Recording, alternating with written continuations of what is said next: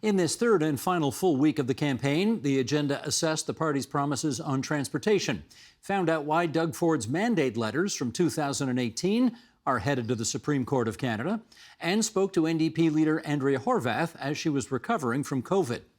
The agenda's week in review begins talking to candidates and experts about what this election has had to say about housing affordability.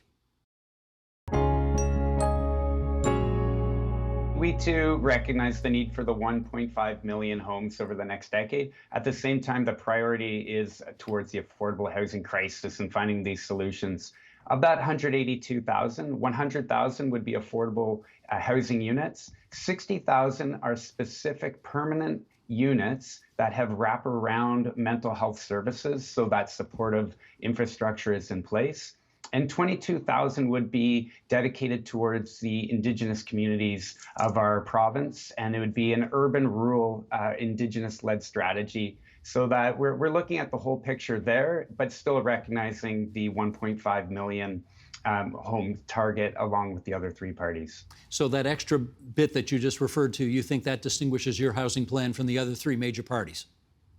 Well, it does, because this is being an ongoing crisis. Even in the last election when I ran, we saw that the affordable housing crisis wasn't getting the action and the attention it deserved. And we see solutions throughout our riding and across the province that sometimes don't need, like obviously it needs funding. And this is about priorities. We know the government needs to get back into the business of affording the right measures and the right financing so that our nonprofits, our co-ops can get on with being part of the solutions. Our developers have the right incentives.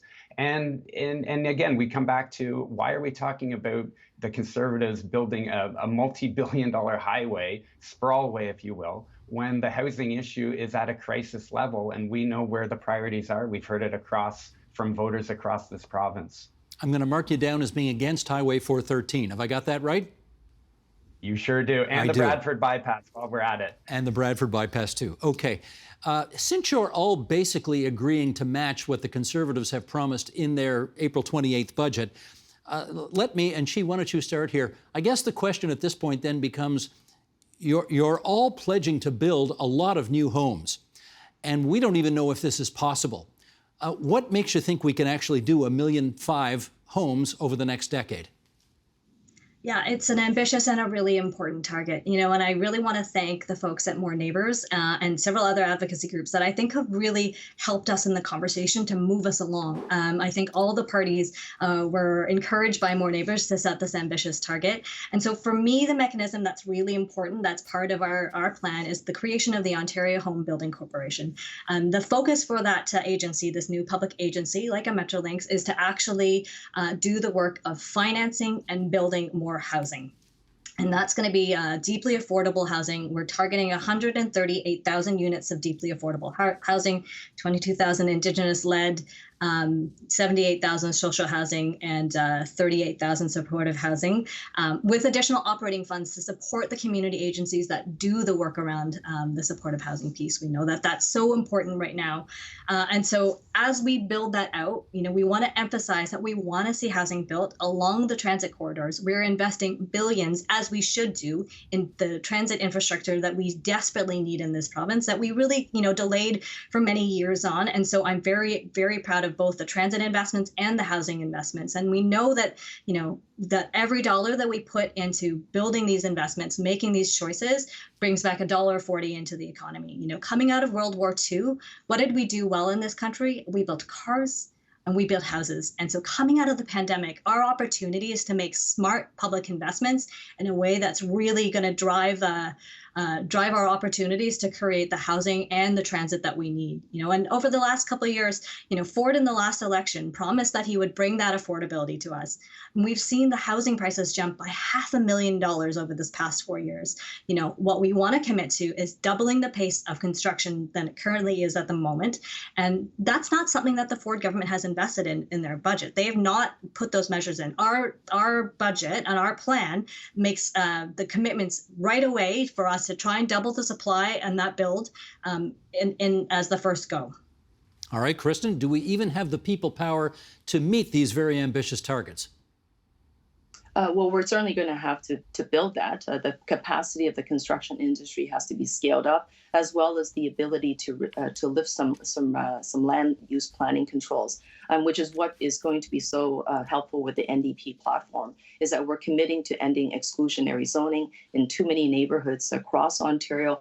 There is a restriction of the type of housing that can be built, and we need to be able to build more duplexes, fourplexes, triplexes, sixplexes, and so forth. We need to be able to incentivize the developers so that therefore they're not sitting on approvals. And oftentimes in the city of Toronto, by way of example, we approve about 28,000 units of housing every single year through the planning pipeline, and only half of those are ever pulled with respect to building permits. So the NDP will also introduce a tax that says if you don't use your planning approvals, you're going to lose it. And we know that there's a lot of money and costs and time that goes into getting those approvals. So we want those developers to actually start doing that.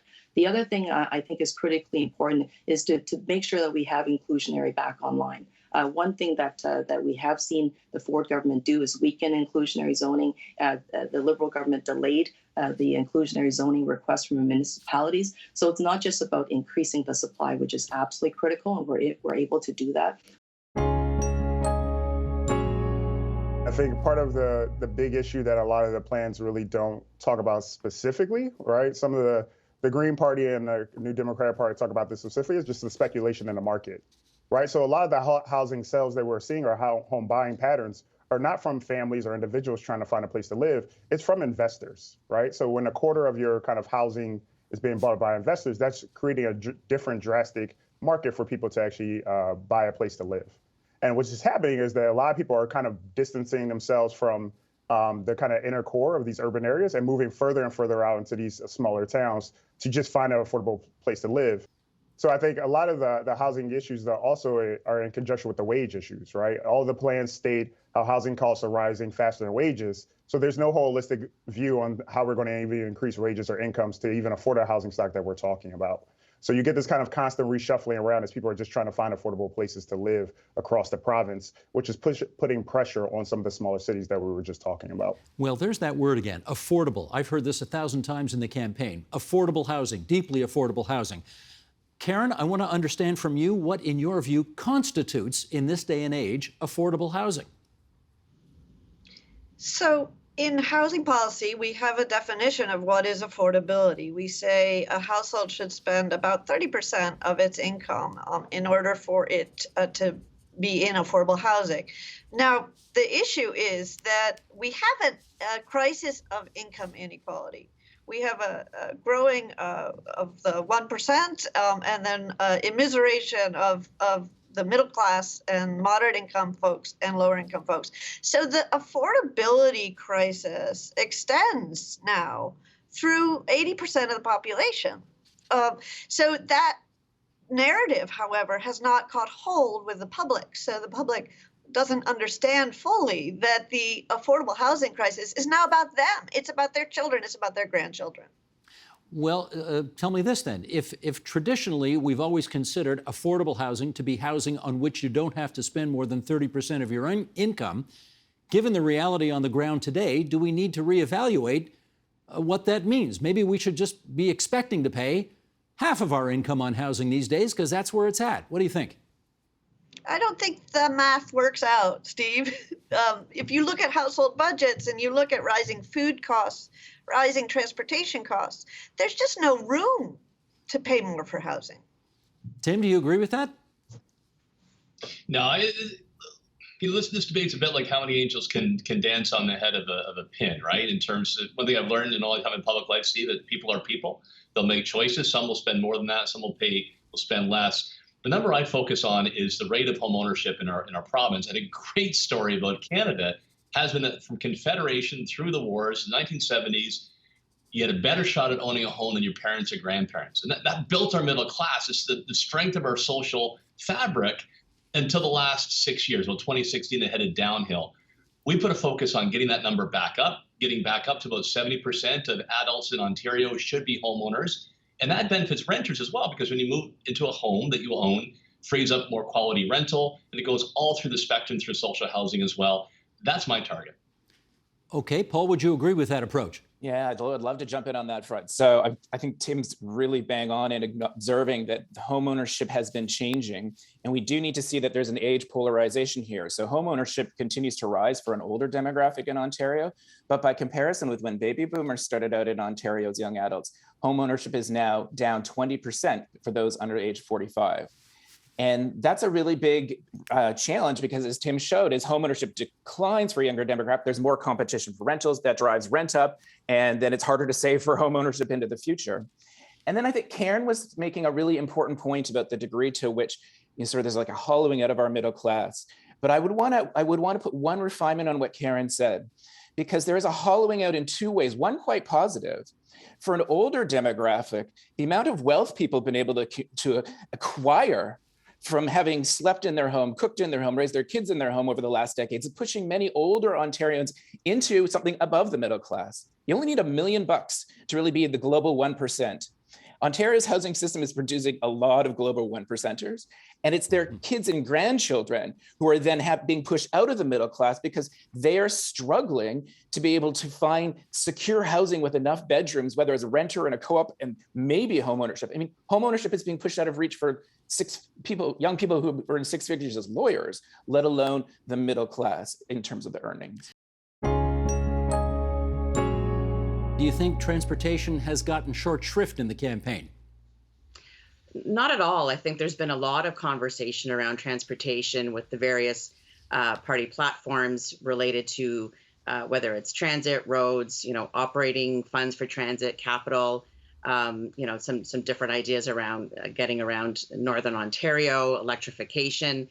So there is a lot of conversation. And I think part of that is that stimulus, check mark to sort of say we're going to get infrastructure happening in order to ensure economic stimulus is happening in the province. Well, you mentioned the North, so let's go there. Your Worship, how much has transportation been a factor in what you're hearing about the provincial election campaign? It is absolutely a huge factor in Northern Ontario. Unfortunately, the platforms don't really align with what the priorities are for Northerners. We're seeing that, yes, the Ontario Northland is on some platforms to reinstate that service. But unfortunately, we're not seeing any movement towards making highways 11 and 17 safer for both commercial truck drivers and residents as well. Let me ask you a follow-up about the Northland or the train.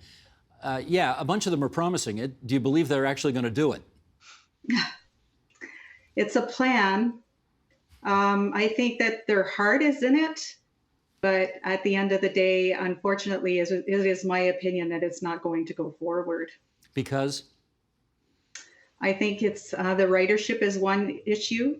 The Northlander is kind of like a milk train. It is slow. It will take in between Timmins and the GTA approximately 12 hours overnight to travel to Union Station.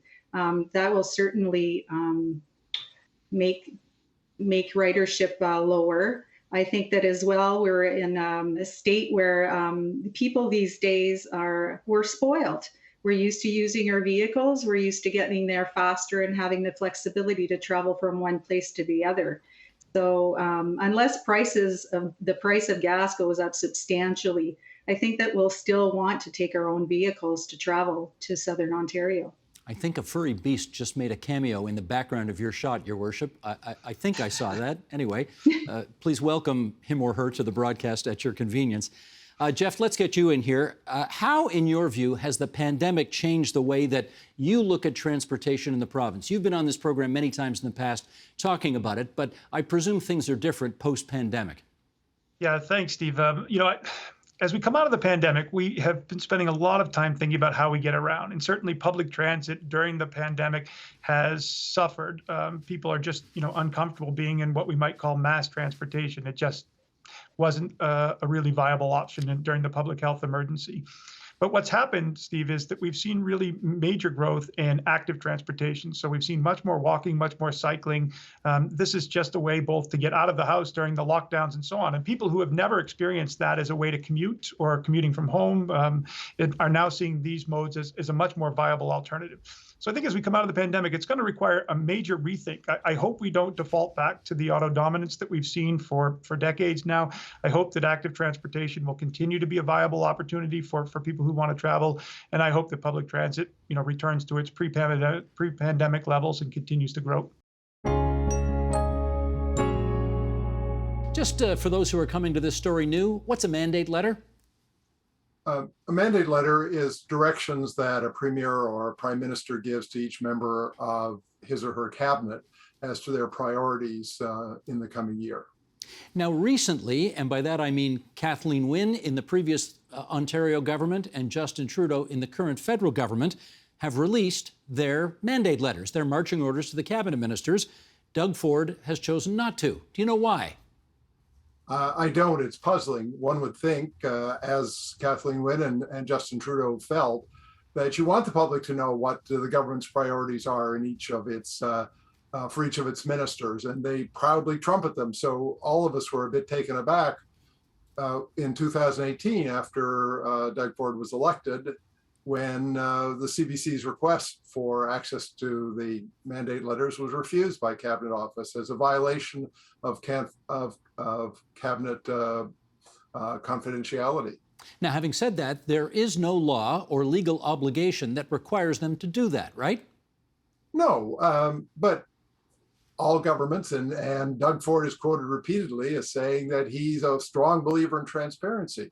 As a value in Canada, we want our governments to be transparent so the public can be informed and can exercise its proper democratic oversight of what governments do.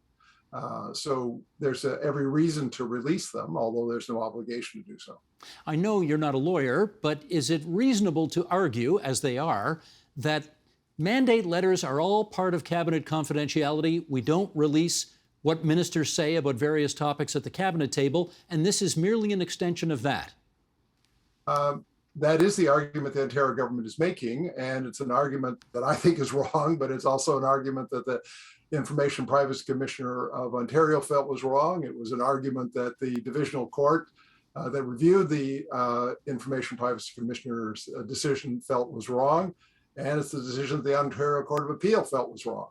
I know you don't know the reasons why they're refusing to make these letters public, but what potentially concerns you about why they might not be making these public? My concern is less what might be hidden in the particular documents and more, I think that we have a government that really doesn't believe in transparency and is using the exception for cabinet confidentiality to include a lot of things that are not properly part of cabinet confidentiality. I mean, if I could just explain, it is important for members of cabinet to be able to freewheel, to discuss ideas, to try out, proposals, to respond in different ways, and not to be held publicly accountable for what they may say in these brainstorming sessions. So that there's a proper protection for cabinet confidentiality for that process, but not for the outcomes of it.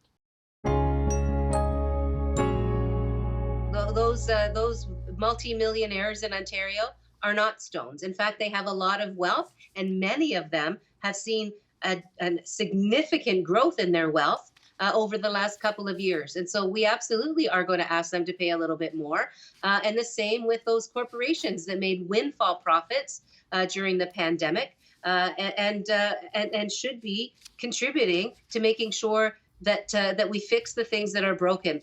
There's just no doubt that can be done. So yeah, if you're earning over $220,000, we're going to ding you for a little bit of more taxes. If you're earning over $300,000, even a little bit more.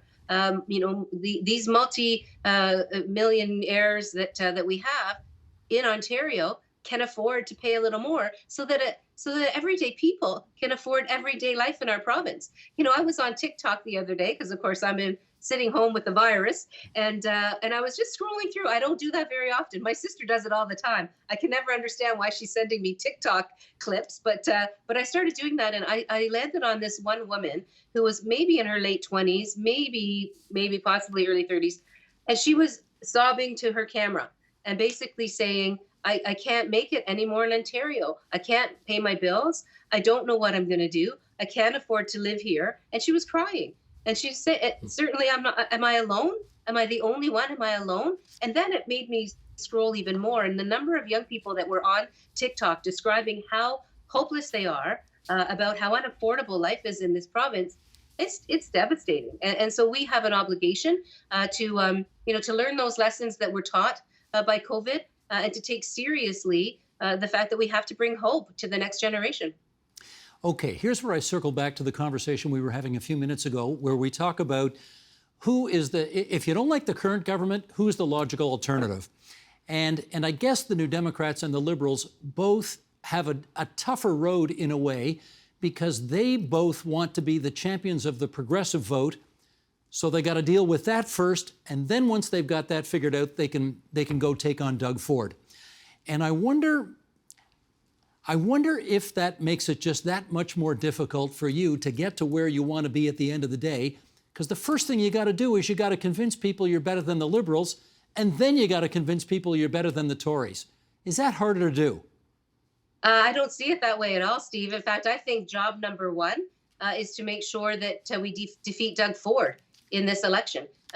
More than 6 out of 10 people who are polled do not want to see Doug Ford become the premier again. So that's job number one. And that's the job that I'm doing. But I'm also showing folks that we don't have to go back to the same old again, and once again be disappointed by the Liberals. We saw what happened last time, and that's why Stephen Del Duca didn't even win his seat, and why they only got 7 seats and not even party status last time, because they sold off Hydro One, because the hospitals were squeezed to the point where they brought us hallway medicine, the gas plant scandal. It goes on and on. The last thing people want is to end up in the same situation that they got themselves out of in 2018. And what I'm saying to Ontarians is, you do have hope that you can have a government and a premier that works for you each and every day, that fixes the things that matter the most, and most importantly, is prepared to defeat Doug Ford and provide a province and a future where people can have some hope that the essentials are being taken care of and people can afford to build a good life here. And that is just some of what we covered this week. You can find more, including the full conversations, on our website, tvo.org, our YouTube channel at youtube.com/theagenda, or our Twitter feed, twitter.com/theagenda. The Agenda with Steve Paikin is made possible through generous philanthropic contributions from viewers like you. Thank you for supporting TVO's journalism.